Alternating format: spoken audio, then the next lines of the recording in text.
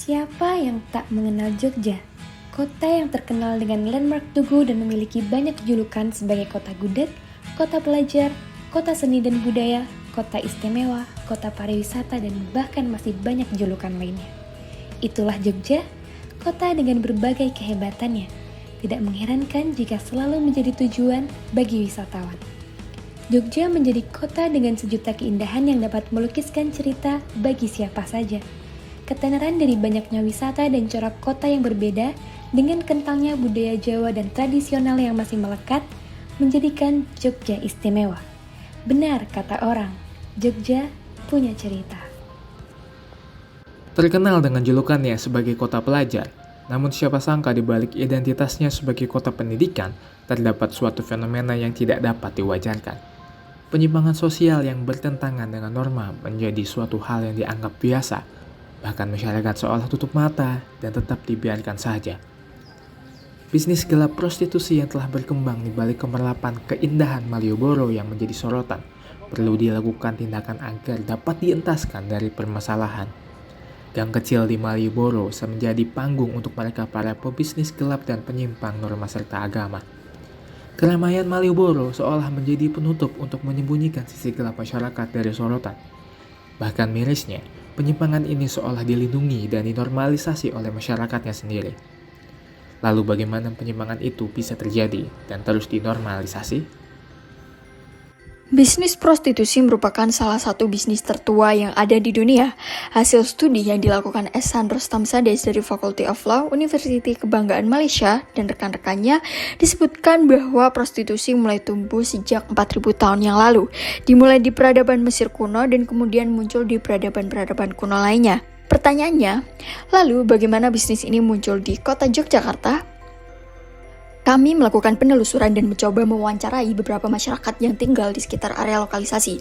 Namun, yang kami temukan adalah masyarakat yang terkesan tidak tahu menau atau menghindari pembicaraan mengenai kawasan tersebut. Salah satu informan wawancara yang kami dapatkan ialah Ibu Hanif Sutono, seorang ketua RT 13 yang biasa disebut dengan kawasan Gang Sosrawijayan Wetan atau Gang 2. Berikut merupakan isi wawancara dengan Ibu Hanif Sutono. Biru ya, kalau Sarkem itu sebenarnya cuma jalannya aja, tapi lokalisasinya ada, terus namanya apa terus?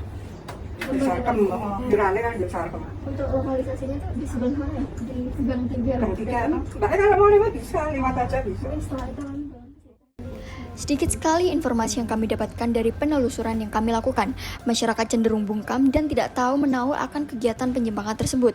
Kami pun memutuskan mencari beberapa sumber lain dan ditemukanlah satu penjelasan akan kisah munculnya lokalisasi Pasar Kembang atau yang bisa disebut dengan Sarkem di kota Yogyakarta ini.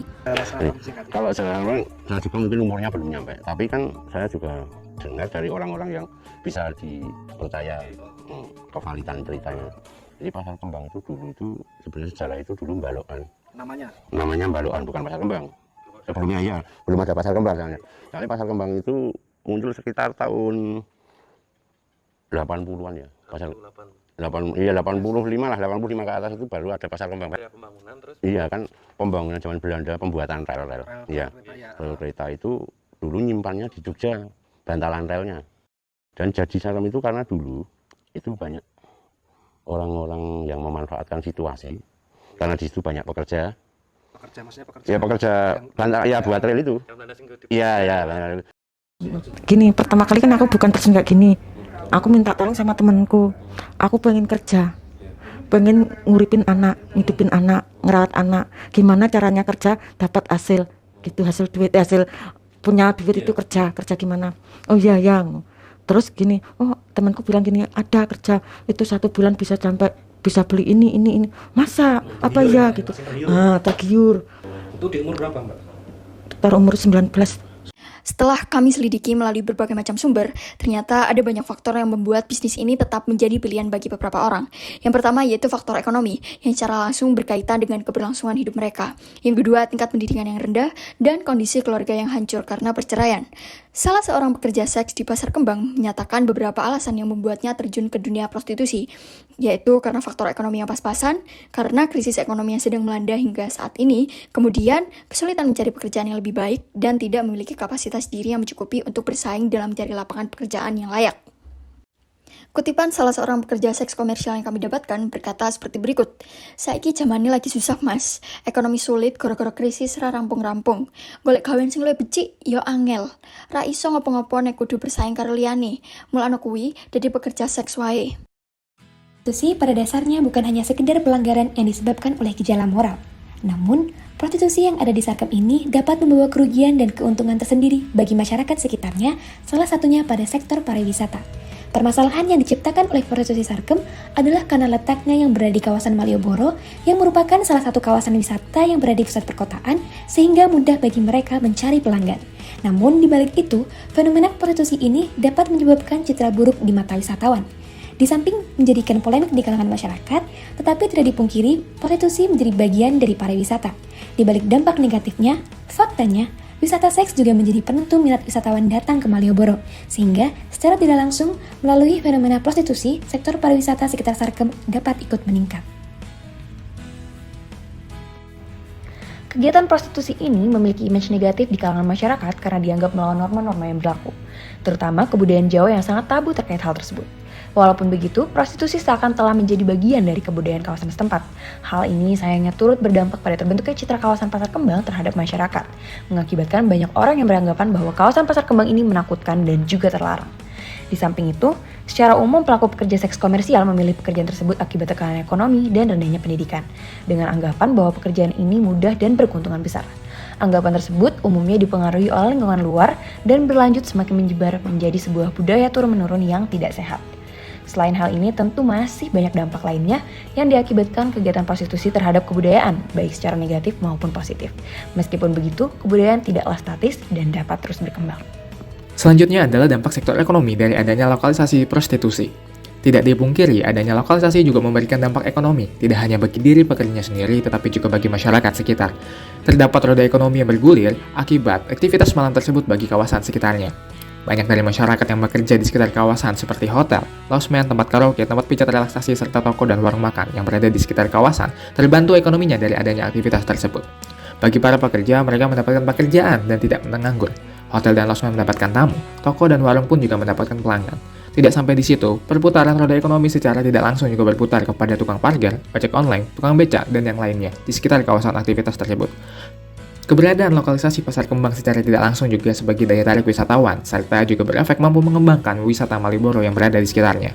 Saya, Eugenia Arbasains, akan menyampaikan dampak sosial dan lingkungan akan adanya prostitusi Pasar Kembang yang terkenal di Yogyakarta.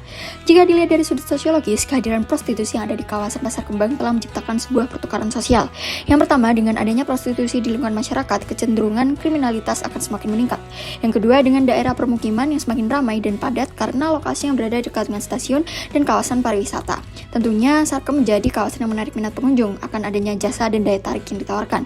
Yang ketiga, angka perkelahian dan kasus penceraian yang tinggi. Yang keempat, dampak terhadap anak-anak atau masyarakat yang tinggal di dalamnya. Secara tidak langsung, anak-anak akan mengalami kecenderungan perbedaan pola hidup dengan anak-anak seumuran yang tinggal di kawasan permukiman pada umumnya. Yang kelima, tingkat kenakalan remaja yang semakin meningkat akan adanya Sarkem ini karena Sarkem memberikan dampak negatif bagi generasi muda yang tinggal di dalamnya. Yogyakarta, salah satu daerah istimewa di Indonesia yang penuh akan wisata, cerita, dan cinta. Tidak terbayang sedikit pun akan sisi lain dari kota ini. Fenomena Sarkem menjadi sisi lain dari sekian banyak cerita indah di Yogyakarta.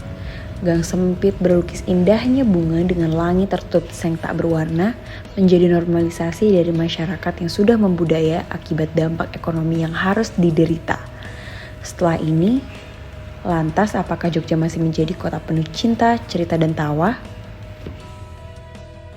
Melihat dari fenomena Pasar Kembang, kami mengusulkan beberapa saran yang telah kami kaji sehingga dapat menjadi referensi untuk menindaklanjuti permasalahan ini. Di antaranya, ditinjau dari beberapa pihak meliputi, yang pertama, pemerintah. Hendaknya memberikan suntikan dana atau pembukaan lapangan kerja baru guna membantu memecahkan masalah para pekerja seks komersial yang bekerja karena alasan keterbatasan ekonomi seperti contohnya kawasan prostitusi Doli di Surabaya. Kini yang telah diganti menjadi kawasan pengembang UMKM bagi mantan pekerja seks komersial. Yang kedua, bagi Dinas Pariwisata hendaknya selalu melakukan pengontrolan terhadap prostitusi di kawasan Pasar Kembang ini. Dan yang ketiga, bagi aparat dan penegak hukum, lebih baik melakukan operasi gabungan secara berkala dan tanpa pandang bulu dalam proses penjaringan.